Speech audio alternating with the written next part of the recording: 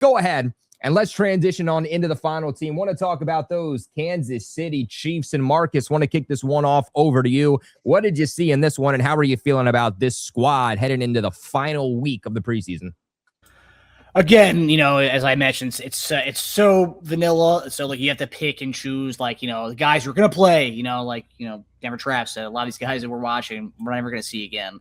But the things that have stood out to me, so Jalen Royals, second-year wide receiver out of Utah State. After a video came out, Steve Smith went to our training camp, and like he kind of went through our wide receiver room.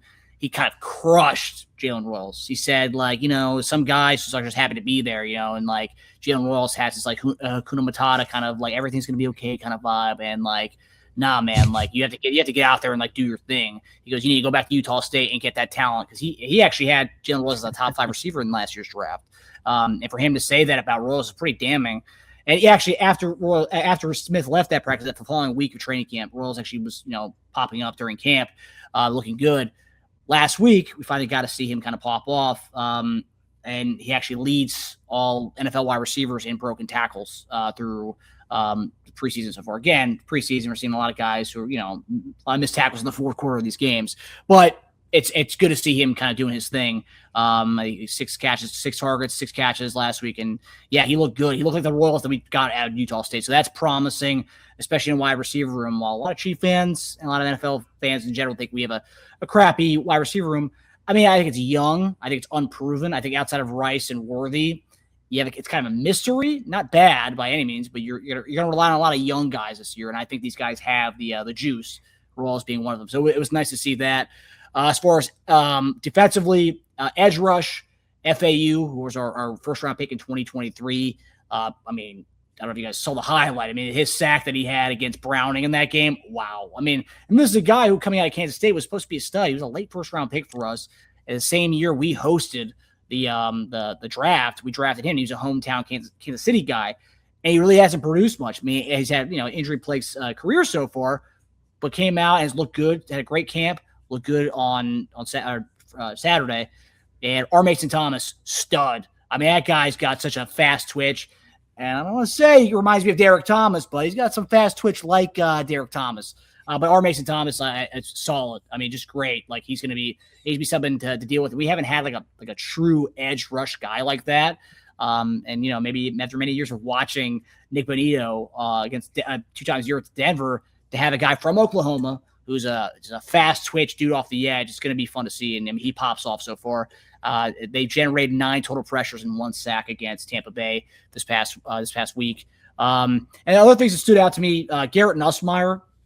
Now, I do think Justin Fields will be the backup, but Garrett Nussmeier has looked phenomenal. Again, we're talking third, fourth quarter of these preseason games. You're going against nobodies. But he's looked good. Some of the throws he's made are genuinely impressive throws. And this is a guy last year going into the college football season. A lot of people thought he was going to be a first-round pick. Some experts had him as a top 5 guy. Obviously goes into the season, shits the bed. He ends up going in the 7th round to us. But Nussmeier's got some talent, and he genuinely looks better than Justin Fields. Just watching the games, the eyeball test. So I love what I've seen from Nussmeier so far.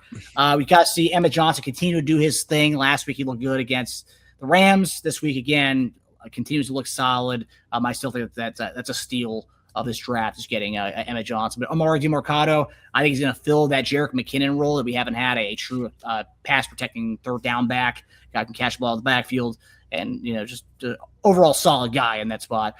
2 blemishes, as I mentioned earlier. Harrison Butker makes a 70-yarder. Awesome. Misses the extra point.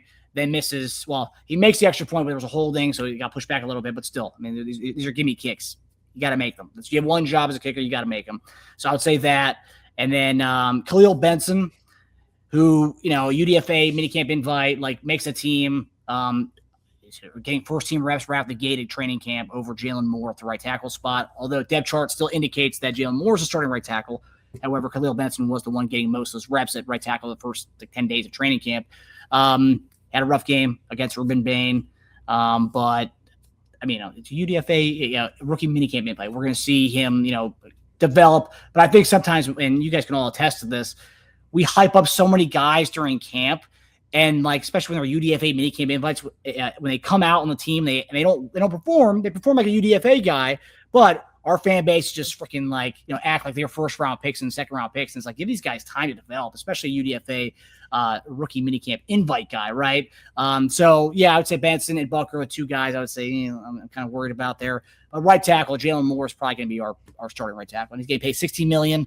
I hope he's our starting right tackle and not relying on the UDFA guy to protect Mahomes, who's coming off an ACL injury. So those are my two things there. All right, Simone, let's head on up to you, man. The number one Chiefs lover here on the AFC West Roundtable. I know it's secret, Simone. I didn't mean to out you there, but it's going to come out at some point. You see the Kansas City Chiefs, they struggle yet again to win a preseason game. I would say, are you worried about the Kansas City Chiefs' ability to win games in the regular season? But we've heard Marcus say this several times, that even when they're winning Super Bowls, they just don't win games in the preseason. It's just historically what they do. And so what are you personally seeing from the Kansas City Chiefs over the last 2 weeks of the preseason that, I don't want to say gives you hope for this team heading into next year, but what about what you've seen, I should say, maybe worries you a little bit? I want to kind of look at that side of the football.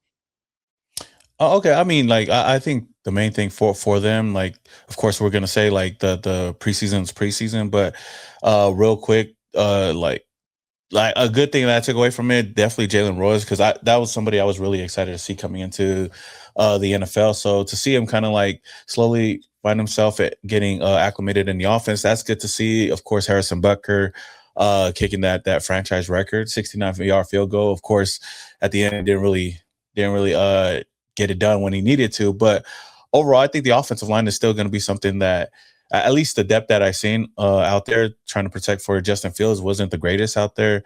And it's not really much. It's just a lot of the depth for me. Like, I didn't really take much out of it negatively, but Didn't take out anything negative, Simone, from your favorite team, the Kansas City Chiefs. Man, that's what we like to see, baby.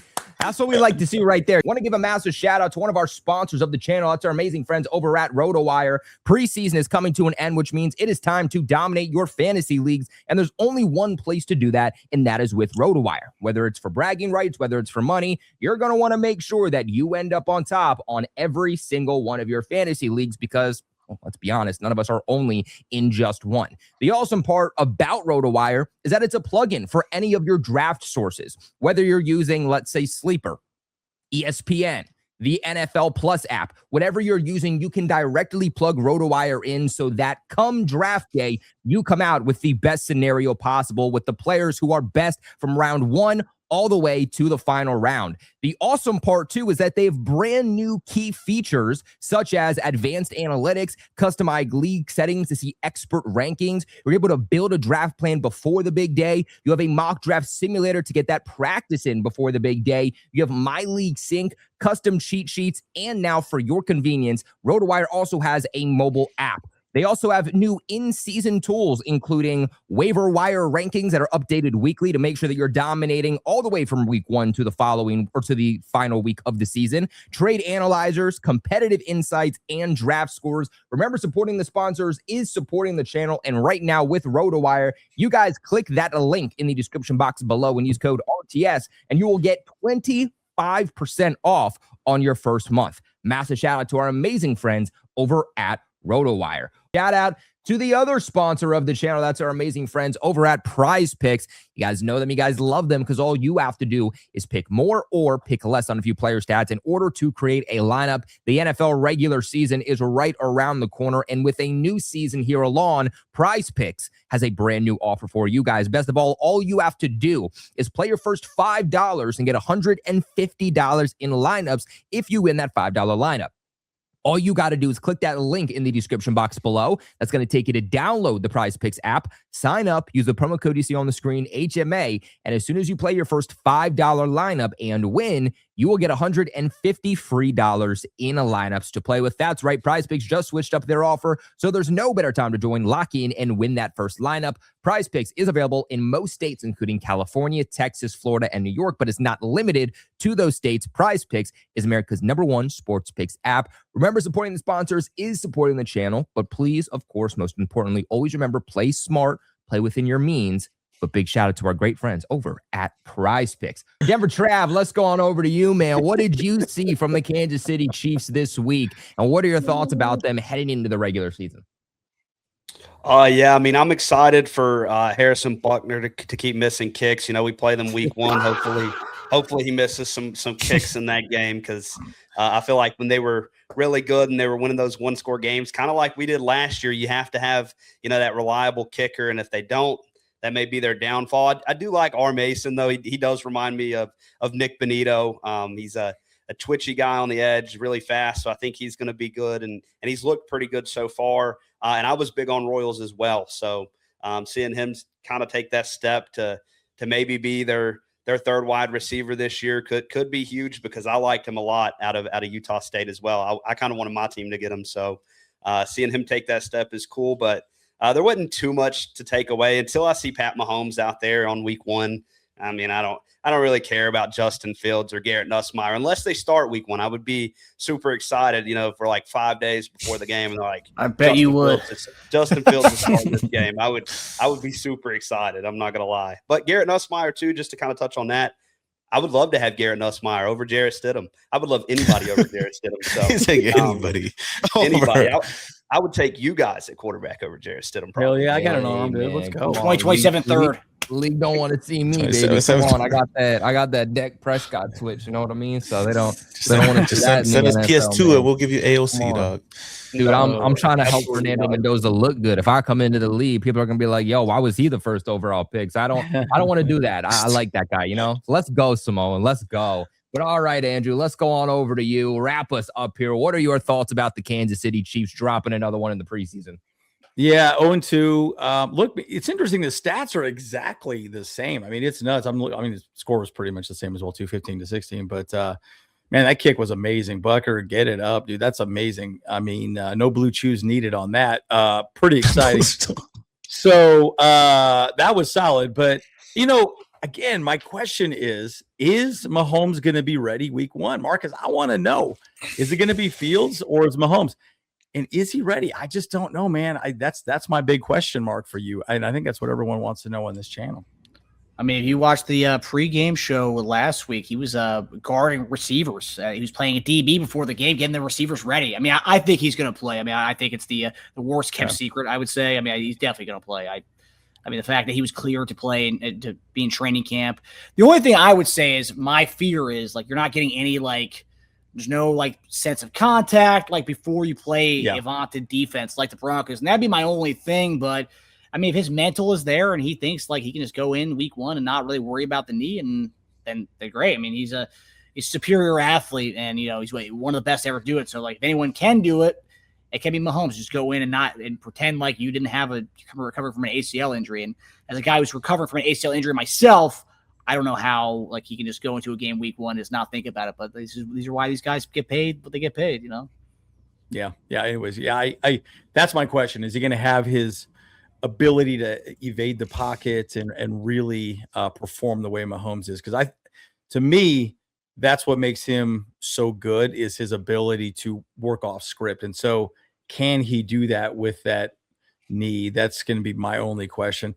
Again, I get your backups. I mean, Jalen Rollins had an 80.8 PFF grade. Your FAU defensive end Felix 86. I think your depth is there, but they need Mahomes back 100%. So I think that's my only question. It's the only thing I worry about for you folks this season. All right, Chiefs fans. And me too.